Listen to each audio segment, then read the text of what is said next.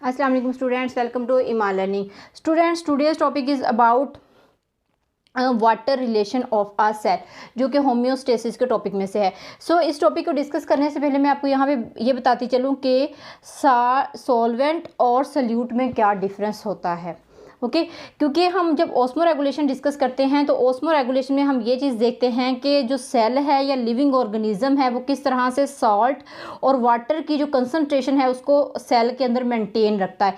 तो water and salt की concentration की अगर हम बात करें तो उसमें दो चीज़ें आ जाती हैं, जिसमें सोल्यूट एंड सॉल्वेंट आता है। सो सोल्यूट क्या होता है कि which substance that is being dissolved, वो सब्सटेंस जिसने डिजोल्व होना होता है उसको हम क्या कहते हैं, उसको हम कहते हैं सोल्यूट। Example is salt. जैसे साल्ट आप किसी चीज़ में डालते हो तो उसने क्या होना होता है, डिजोल्व होना होता है। शुगर आप डालते हो तो शुगर ने क्या करना होता है, डिजोल्व होना होता है। सो सॉल्वेंट क्या है कि solvent is the dissolving medium. तो साल्ट को जो डिजोल्व कर रहा है स्टूडेंट्स वो क्या है, वो वाटर है। So salt is a solute and water is a solvent, क्योंकि ये सोल्यूशन जो है वो डिजोल्विंग मीडियम है। और जब ये दोनों चीज़ें आपस में मिक्स हो जाती हैं तो ये क्या बना लेती हैं, इन दोनों चीज़ों के मिक्स होने से क्या बनता है, हमारे पास सॉल्यूशन बनता है। ओके, सॉल्यूशन आप किसी भी चीज़ का बना सकते हो, बट यहाँ पे एक सिंपल सॉल्यूशन हम बना रहे हैं वाटर और साल्ट का। ओके, यहाँ पे इस चीज़ को मद्देनज़र रखिएगा कि साल्ट क्या है, सोल्यूट है, और सॉल्वेंट क्या है, वो मीडियम है जिसके अंदर सोल्यूट ने डिजोल्व होना होता है, या नमक ने पानी के अंदर हल होना होता है। तो नमक क्या है, सोल्यूट, और पानी क्या है, आपका मीडियम है। और ये दोनों चीज़ें मिलकर क्या बना रही है, एक सोल्यूशन बना रही हैं। इसी चीज़ को हम डिस्कस करेंगे water relation of a cell के अंदर। ओके, तो balance of water and solute in a body, अगर ह्यूमन बॉडी की बात करें या एनिमल्स की बात करें, इवन प्लांट्स की बात करें, तो किस तरह से जो बॉडी है वो मेंटेन करती है सोल्यूट और वाटर की कंसंट्रेशन को, या सोल्यूट और वाटर के बैलेंस को किस तरह वो जो है वो होम्योस्टेट करती है, मींस के वो कांस्टेंट उसको रखने की कोशिश करती है। सो इसमें कंडीशंस आ जाती हैं। सबसे पहले हम बात करेंगे हाइपोटोनिक इन्वायरमेंट की। हाइपोटोनिक इन्वायरमेंट क्या होता है students, environment of the cell more diluted than cell salt concentration. यानी कि आप फर्ज करें कि हमने एक सेल ले लिया है, सेल को हमने एक सोल्यूशन के अंदर रखा है, वो सोल्यूशन क्या है, मोर डाइल्यूटेड है। Okay, and cause entry of water into the cell, due to this solution become more diluted, cell become turgid. तो जिससे क्या होता है कि अगर हम इसके अंदर सेल को रखेंगे तो जो सोल्यूशन हमारा बना हुआ है मोर डाइल्यूटेड है, यानी कि उसके अंदर वाटर जो साल्ट की कंसंट्रेशन है वो ज़्यादा नहीं है, साल्ट की कंसंट्रेशन कम है। तो क्या होगा कि सेल उसको क्या परमिशन देगा कि वाटर अंदर आ जाए। तो इसके अंदर सेल पड़ा हुआ है, नॉर्मली वाटर क्या करता जाएगा, वाटर सेल के अंदर जो है वो इंटर होना शुरू हो जाएगा। जैसे फॉर एग्जांपल ये हमारे पास क्या है, वाटर है या फिर सोल्यूशन है जो हमने बनाया हुआ है। ओके, तो वाटर क्या हुआ, सेल के अंदर इंटर हुआ। जब वाटर सेल के अंदर बहुत ज़्यादा इंटर हो जाएगा, ये क्यों हुआ, क्योंकि डाइल्यूटेड सोल्यूशन था यहाँ पे। ओके, जिसके अंदर साल्ट की कंसनट्रेशन कम थी। सो हुआ क्या यहाँ पे कि सेल के अंदर पानी इंटर होना शुरू हो गया और सेल फूल गया। ठीक है, जैसे गुब्बारे के अंदर अब हवा भरते रहोगे गुब्बारा फूल जाता है। सो इसी तरह यहाँ पे ये हुआ कि जो वाटर था वो सेल के अंदर जाना शुरू हो गया, जिससे सेल जो है मोर क्या हो गया, टर्जिड हो गया। और सेल एकदम से जो है वो हम कह सकते हैं कि सेल को यहाँ पे एक हार्म भी है, वो क्या है कि सेल के ब्रस्ट होने का हार्म है, क्योंकि सेल के अंदर पानी बहुत ज़्यादा इंटर हो चुका है।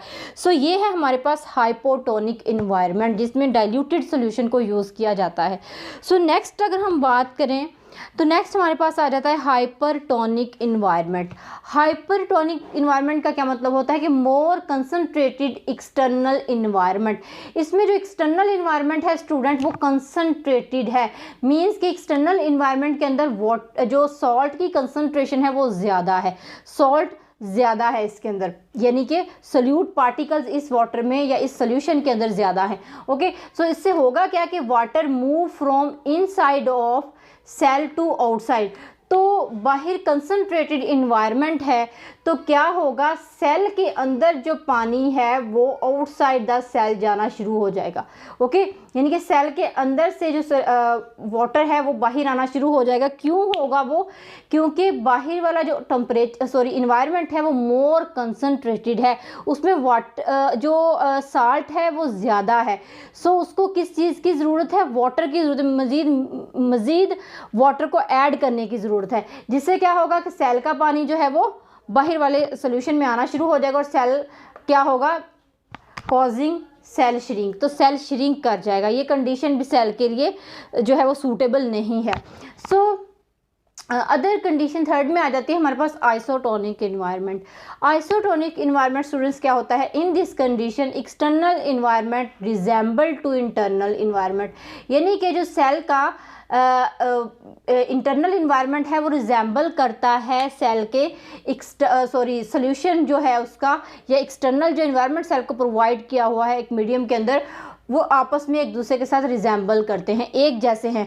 तो ना ही यहाँ पे सेल को ज़रूरत है कि वो आउटसाइड वाटर भेजे, और ना ही सोल्यूशन को ज़रूरत है कि वो सेल के वाटर सेल के अंदर जाए। ठीक है, तो इससे क्या होता है कि सेल और इन्वायरमेंट आपस में मैच हो रहे हैं, जिससे क्या होगा, cell become normal condition because environment same, no movement of water. तो यहाँ पे वाटर की जो मूवमेंट है वो नहीं है, तो इस वजह से सेल की जो कंडीशन है वो मेंटेन है।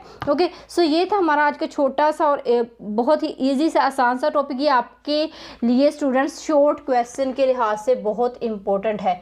ओके, तो यहाँ पे आपसे एग्जामिनर जो है वो शॉर्ट क्वेश्चन पूछ सकता है जो कि 2 नंबर के होते हैं, जिसमें आ जाता है difference between solute and solvent and ये जो तीनों कंडीशंस है इसका वो अलग से भी पूछ सकता है, आपसे कंपैरिजन भी पूछ सकता है, आपसे डिफरेंस भी पूछ सकता है। जैसे difference between hypotonic and hypertonic environment, difference between isotonic and hypotonic environment, और also what is isotonic environment, what is hypertonic environment and what is hypotonic environment, जिसमें अभी पैराग्राफ लिखने के बाद एक छोटी सी डायग्राम बना देंगे और एग्जाम्पल दे देंगे, तो आपका जो क्वेश्चन है वो 2 नंबर पूरे लेके आएगा।